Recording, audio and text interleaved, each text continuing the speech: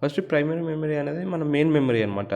అయితే currently execute అయ్యే instructions, data అంటే ఇక్కడనే ఉంటుంది.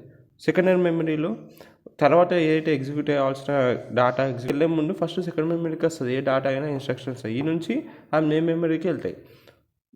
Needed they all commander secondary memory. దీనికి చాలా లార్జర్ కెపాసిటీ ఉంటుంది, దీనికి మీడియం కెపాసిటీ ఉంటుంది. ఇది చాలా వెరీ స్మాల్ స్టోరేజ్ కెపాసిటీ ఉంటుంది. ఇది ప్రాసెసర్ లోపల ఉంటుంది. పోయినా కొద్దీ సెకండరీ మెమరీ నుంచి క్యాచ్ మెమరీకి వెళ్ళి పైన పోయిన కొద్దీ టైం అనేది డిక్రీజ్ అవుతుంది. చాలా ఫాస్ట్ ఉంటుంది catch memory compare to secondary memory.